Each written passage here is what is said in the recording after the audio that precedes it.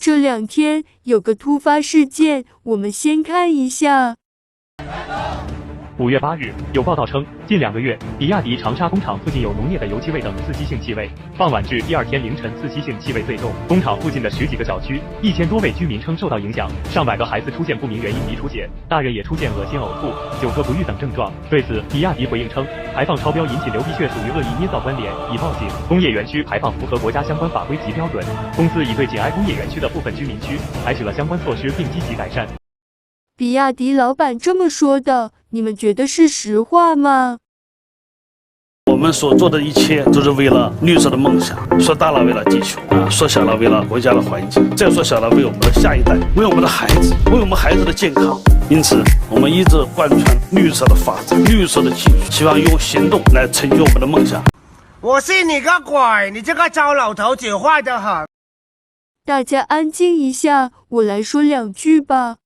我听到另外个是，有个小伙在事发地附近的比亚迪工作，每天闻着碳缸的味道，工作到晚上11点。2个月后得了脑梗，比亚迪1分钱都没赔偿。可怜这个小伙子才20几岁，这可不是个例哦，咳嗽、胸闷的员工不计其数。由此可以看出来，比亚迪怎么对待员工的，也可以推断他们更不会在意周边居民。而且根据周边居民反映，夜里到凌晨气味特别重，所以极有可能是在夜里偷偷排放有害气体。不过，企业做到这么大，一般是告不下来的，而且会涉及到很高层次官员。所以这事情很大可能给些赔偿完事，甚至不了了之。在强国，这就是常态，大家习惯就好了。而且我们就是习总书记说的那个代价嘛，就是用来付出的。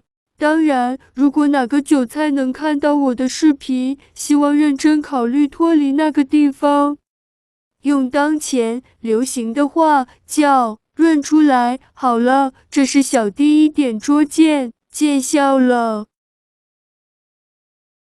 我就是传说中的境外势力，欢迎大家递刀子、点赞、订阅、招引小粉红来我这骂街，谢谢。